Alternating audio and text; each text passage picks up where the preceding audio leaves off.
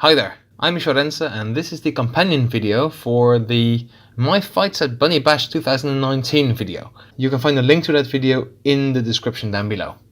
Now in this video I'll be sharing some highlights, commentary, technical analysis, self-reflection, general background and that sort of thing. I'll be honest, this is the first type of this video that I'm making, so obviously things can be better and more interesting. If you have any opinions and insights about how to make it better and more interesting and more helpful for you, please let me know so I can improve this type of video in the future. Now before we jump into the fighting, let's first start with an introduction of the Bunny Bash. The Bunny Bash is a Belgian event organised by Summa Soldani, and it's got loads of workshops given by international instructors, plenty of room for sparring, and obviously it has a longsword tournament. Now the goal of the tournament has always been to just be fun and to make sure that the atmosphere doesn't become too competitive. So the prizes aren't medals, but they're toy bunnies. The results then go to HEMA ratings, people are encouraged to indicate when they've been hit, some people wear bunny ears on their mask, that sort of thing.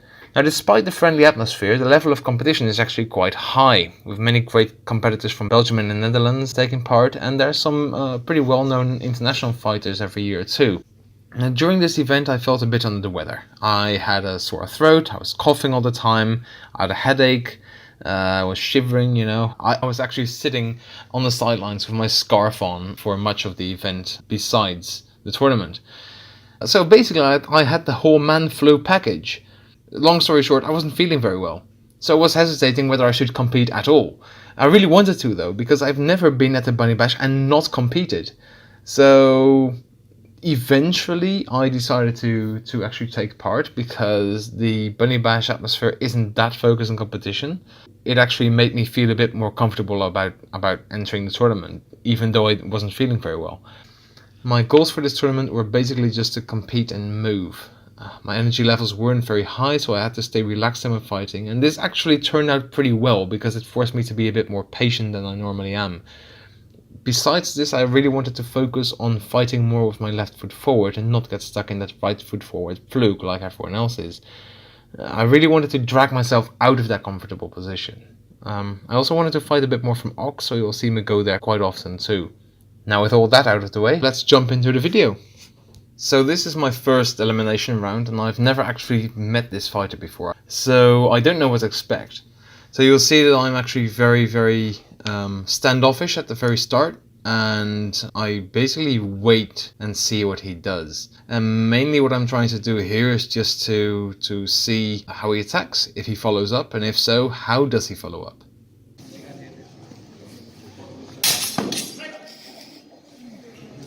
So this is the first time in this tournament where I actually start to actively work from Ox.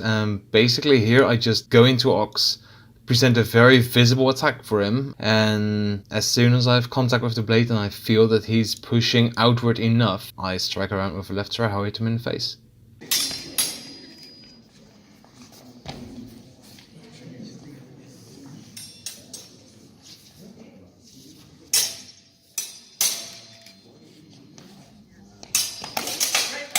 Here I'm just much too passive. I get stuck into my right foot forward fluke again, and I'm just not really putting on any pressure. So here's where we get into an ugly exchange as opposed to a clear one in my favor.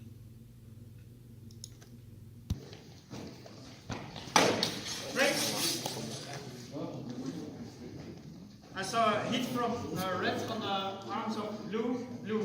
So this is an interesting one.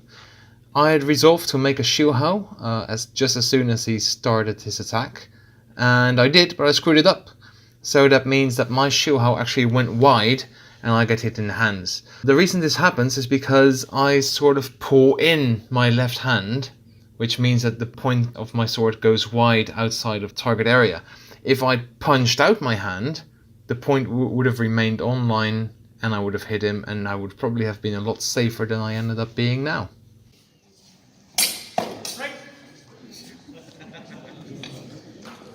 So I would just like to make a small note for this exchange, namely that you can see that I actually grab his sword after the exchange, and I don't really want to go into a full-on wrestle here. I just want to make sure that he doesn't hit me after I hit him. So this is basically a way to prevent an afterblow on you.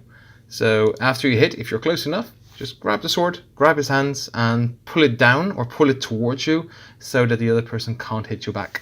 So I have fought this fighter before, in sparring, not in a tournament, and I was pretty sure I knew what to expect. I thought that I could expect at least one-handed strike to the legs, maybe some strikes towards the hands, and possibly some rather hard strikes from unexpected angles. So I sort of knew what to expect. The way I tried to cope with these was to really have forward pressure to make sure that he didn't have much room to do any of those things. So to really keep the pressure up and make his room for movement quite small.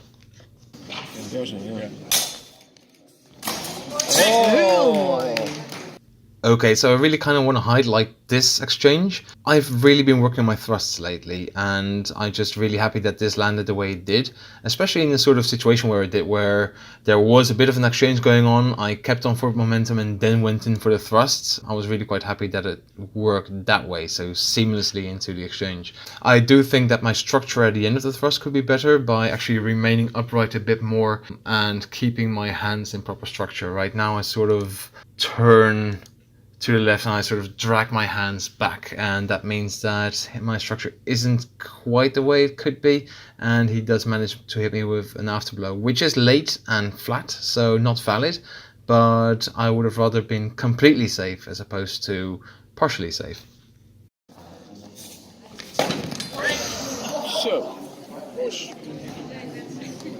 Okay, so I was sort of primed for this. As I said earlier in the video, I sort of knew this was coming. I wasn't in a perfect situation for it. My forward momentum wasn't as clear as it could have been, which means that he had a bit of space to try this attack in. Ideally, I would have avoided the attack and hit him in the face after that. As it was, I had to eat the attack, basically, just take it, and I did manage to hit him in the face or on the chest at pretty much the same time. It's not the best way to deal with the situation, but it was the best way I could do it at that moment, and at the very least it taught him that this wouldn't be a successful attack in the future.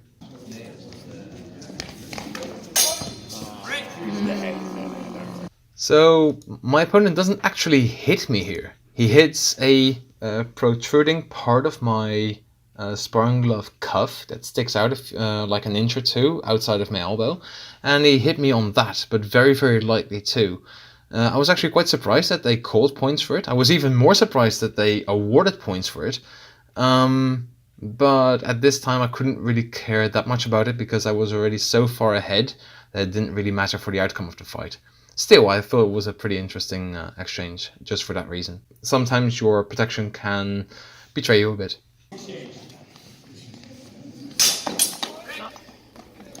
Okay, so in this exchange, I hit him with my left spur, and then I somehow overshoot my right Oberhau after that. So I just go completely over his head. I do fix this by quickly winding out again and sort of blocking any strike on my right. But it's a strange exchange, and I think if I had just remained in the position I ended up in after the left spur, I would have been much better off. So this opponent I fought before in plenty of sparring and plenty of tournaments, and I know exactly how dangerous he is. He is extremely dangerous because he is extremely tall and his thrusts come out of nowhere. He's the kind of person who can just thrust you from miles away, and you're left wondering, how the hell did that happen? So he's quite dangerous. My game plan here is basically to try and stay out of the distance for the thrusts. So either stay really far away that I can see it coming, or be so close that I don't really have to be afraid for the thrusts. Which means that most of the exchanges you'll see will either take place at hand hitting distance or in ring and distance.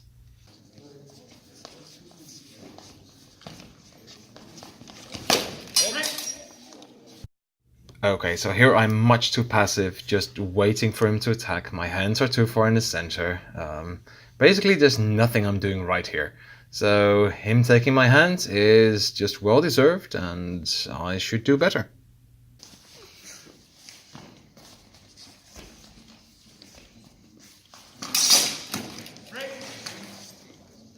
Ugh, another weird one. Okay, so he attacks me with a thrust. I sort of block that, and then make a strike to the left that doesn't really hit, and try to make a strike to the right. But in doing so, I sort of turn my entire body and I turn my back to him, which is ugh. This is actually really quite ugly, and I'm really not happy with this.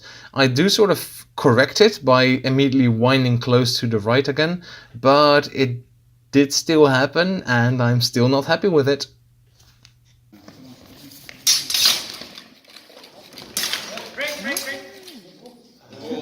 Okay, so this exchange was given to me because I made a schnitt on his body at some point.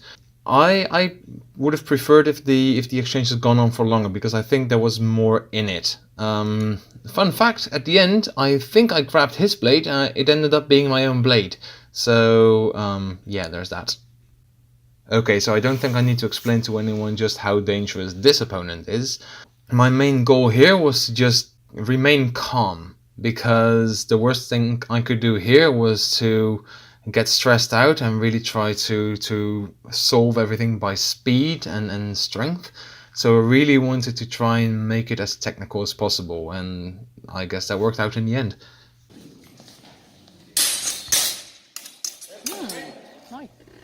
Okay, so I was really quite happy with this thrust. I know it's quite difficult to see on the video, but I did manage to thrust him in the chest, and as I said before, I've been working on my thrusts a lot because honestly I just don't want to be known as left sir guy anymore. I want to be known as a guy who does some other stuff too. Anyway, the thrust landed, I couldn't be happy with that.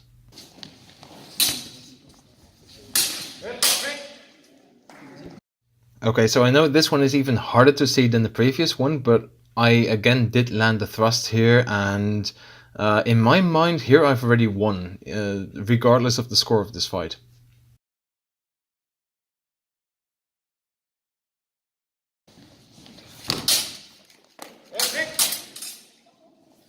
Okay, so I want to kind of highlight this exchange here because it was called 2 points for my opponent. Even though he hit my arms, it was called that I blocked the strike of my hands and he would have hit my head otherwise, so they counted the strike to my head. I have absolutely no problem at all with them giving those points in such a situation. I'll be clear about that right out the gate. It's just that I do really want to make clear that there was no intent on my part to block any strike to my head. The reason that my hands were there was that I ended up there after a strike and I hadn't really received any input that would cause them to leave that particular area. You can see that my hands are sort of moving a tiny bit. That's because I'm hesitating whether I should make a strike or keep them there. As it was, I kept them there and got hit in the arms, resulting of course in his points for hitting my head. Just want to make clear, no intent there to block the strike of my hands, just plain old bad luck. Okay, so this match was really quite interesting to me. Mainly because I fought this opponent one time before. That was at Swordfish 2017. And in that fight, he completely and very calmly demolished my game. He very calmly just tore through any attack that I had. He sniped my hands, got my legs. He really punished every overextended move that I made. And at the time, that was extremely frustrating for me, but it was also really good feedback. And the reason this fight would be so interesting to me was because I wanted to know if the work that I put in to work on those flaws that he highlighted in that particular fight, had the work been enough? Did I do enough to get rid of those flaws? So I'm highlighting this one for two reasons. One, I'm working from Ox, yay! And two, I actually don't overextend, so he couldn't punish me by hitting my hands, and I managed to hit him in the face. So one of the examples in which I sort of improved from a year and a half prior.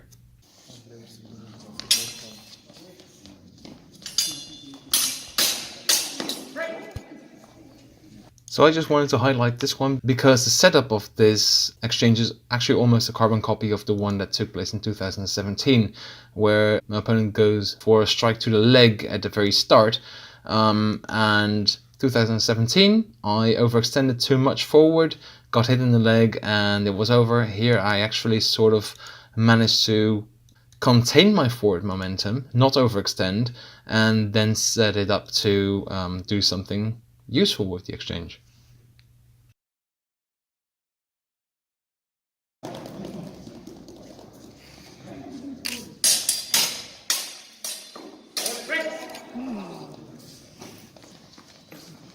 Strike from Reus. Okay, so it's kind of hard to see here, but I do open up myself a bit too much, leading with my hands a bit too much, and then blocking to the side a bit too much, which Thomas Nyzell actually punishes greatly and hits me on the arm. Okay, so that was the commentary bit of this companion video. Looking back at the tournament, I do believe that I managed to stick to the stuff that I originally set out to do. I managed to fight calmly, I stayed sort of relaxed, I did some stuff from Ox, and I did some left foot forward positions, so that's quite good. I also managed to do a number of thrusts, which I'm really happy about. I've been working on those for a while, as I said before, and I think it's finally starting to pay off a bit. In hindsight, I believe that me feeling a bit under the weather during this tournament might actually have been sort of a blessing in disguise, because it's forced me to fight slightly differently, and it took away any pressure of winning, because all I wanted to do was just to take part and, well, not die, basically. It made me a whole lot more calm during my fights. I can't really recommend catching a cold before a big tournament, but, you know, it's not as bad as I originally thought it would be. So again, if you have any feedback to make this type of video better, please let me know. I hope you enjoyed.